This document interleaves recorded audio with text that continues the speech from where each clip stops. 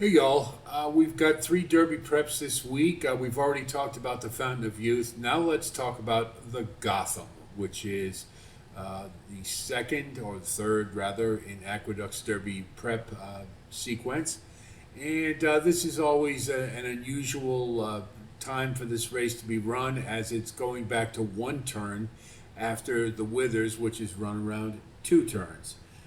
Just always a really curious thing for me why they continue to have this sequence with these distances like that, with the Wood being the last at a mile and an eighth. But anyway, it's what we have. It's the eighth race on the card on Saturday, running a mile, one turn for the 3-year-olds. Tough race. We look at the got a field of 10, and usually this field is or this race does get a full field. So a lot of good betting opportunities. We've got the interesting thing about some of the more prominent horses like Sacrosanct and Sand Devil is that they've been running in exclusively state-bred races. You've got Flood Zone, a recent maiden winner, also in state-breds down in Florida. Pagode coming from Turfway, and those of you who have been following the Derby preps with me so far have a feeling that I'm sure you have a hunch that what I think about Pagode. Garamond for Chad Brown, who just broke his maiden.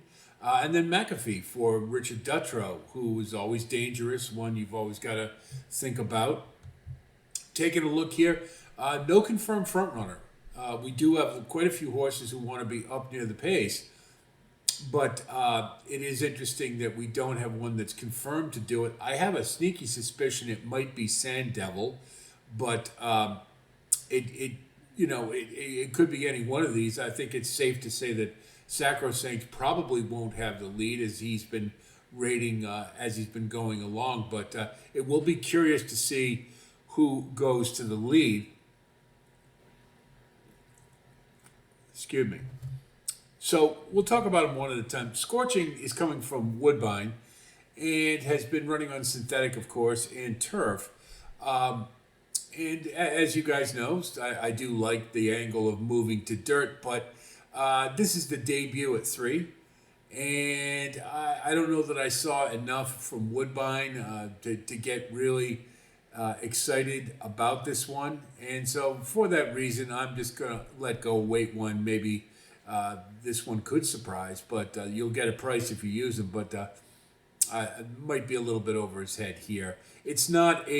It's a pretty well balanced field, I would say. But yeah, I just debuting at 3. I got to see one first, particularly without Lasix, and so Normandy Coast, kind of the same thing.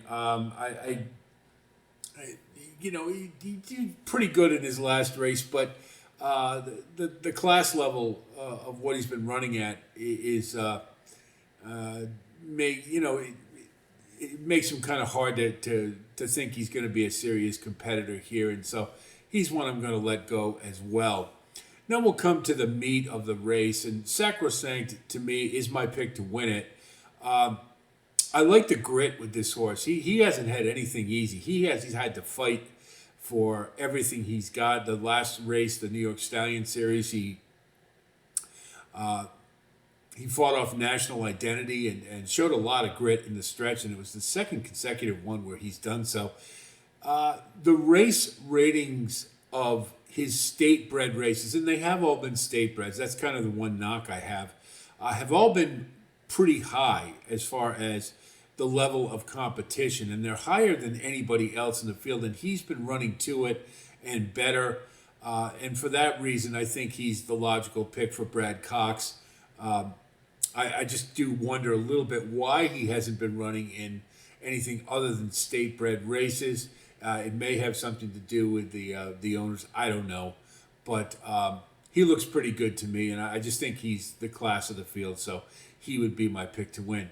Now, Sand Devil is also one that has been running in state-bred races for Linda Rice.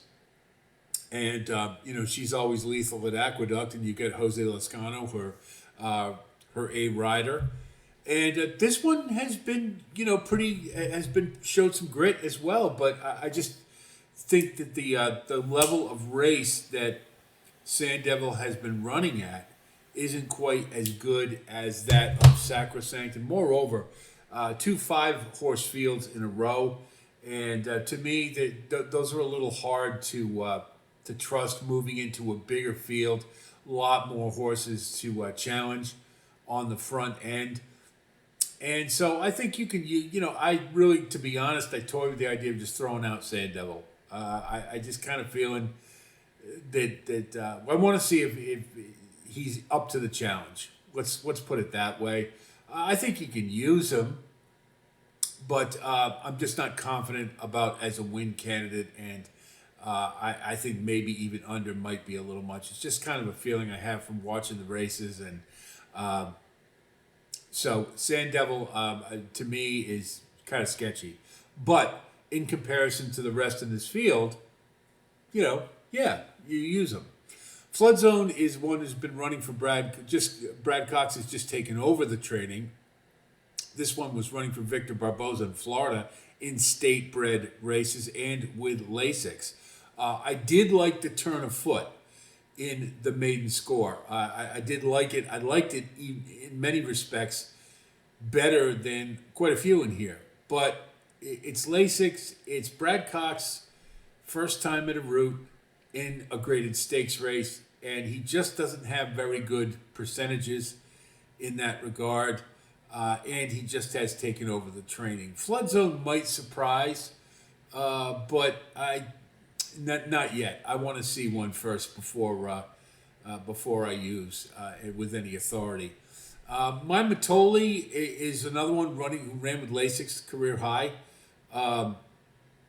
And it wasn't a career high that really measures up with anything Sacrosanct has done, and has the 10-hole is problematic in a race where you've got a lot of pace pressers. So I'm going to let my Matoli go. That's simple. Now McAfee presents a lot of problems to me because it's Dick Dutrow, and he's just winning everything, and the guy's such a master horseman. It's really hard to treat him the same way you might other trainers. And why do I say that? Well, if you look, the first thing is looking at the last two races, he really should have won his last race. Got pinched a little bit on the rail, but I think he had every opportunity to win. He didn't at a lower class level. Secondly, I really don't like his work tab. There's a lot of gaps in it. And I wouldn't be surprised if they scratch him. So I think, this horse may have some talent, but I haven't seen it yet. And I'm just very reticent, that he's going to take a lot of money with Dutrow as the trainer. And so I'm just going to let him go. He could surprise, but I don't know. I just didn't see enough there. And he really looks like a horse who needs a race before I'd get excited about using him.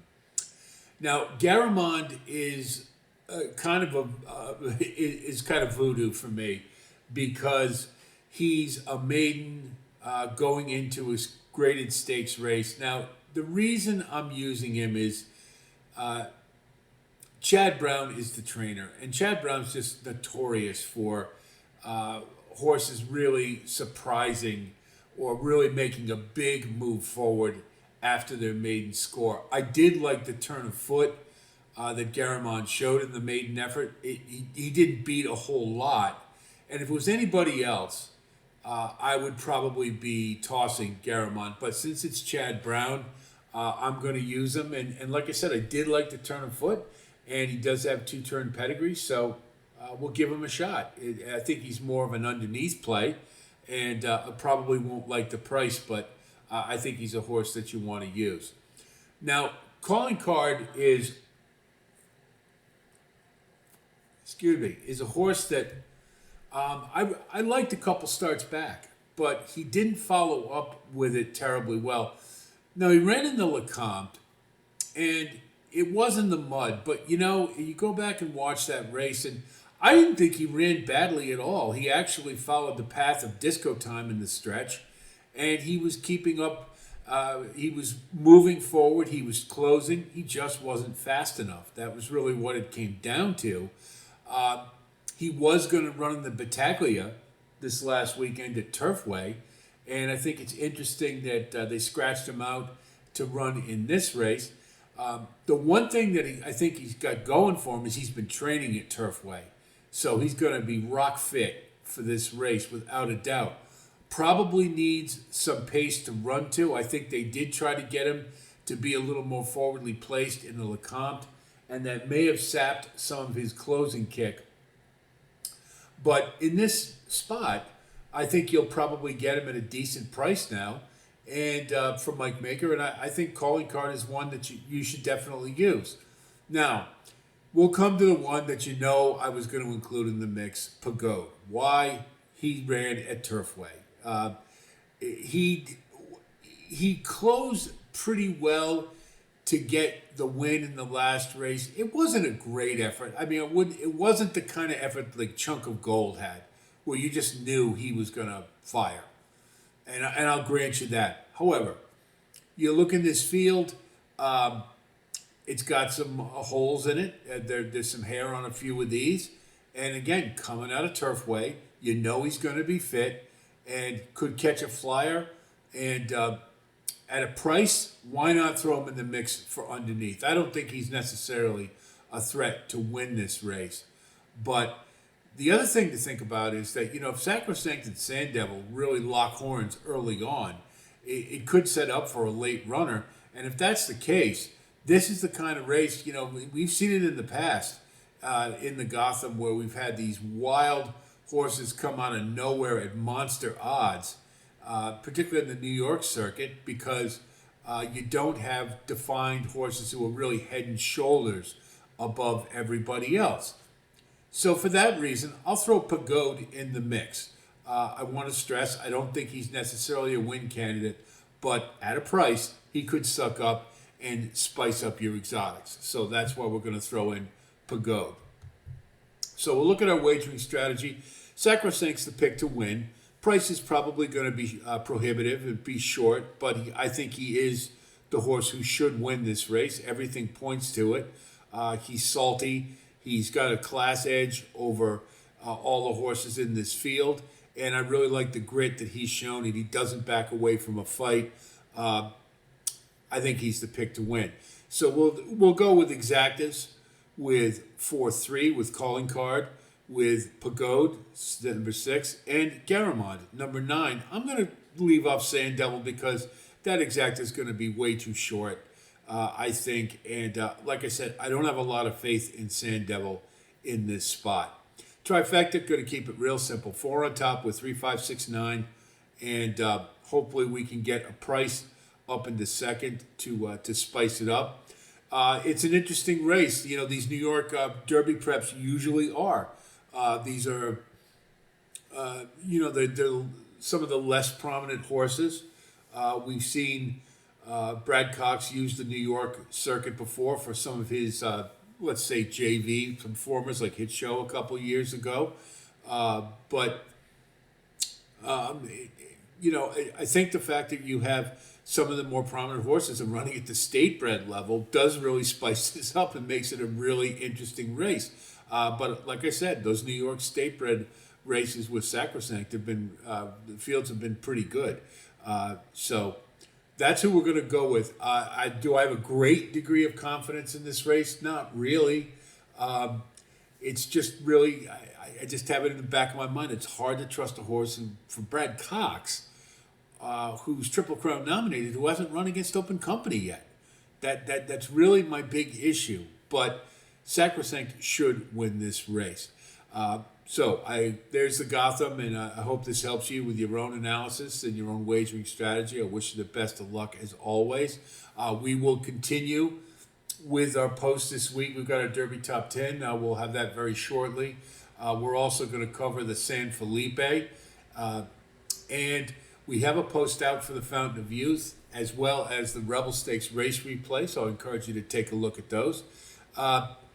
I haven't decided yet what sequence we're going to go. It's Big Cap Day at Santa Anita, and we don't follow California racing too terribly often. So I'll leave it up to you guys. You can let me know which one you would prefer, whether it be Gulfstream or Santa Anita.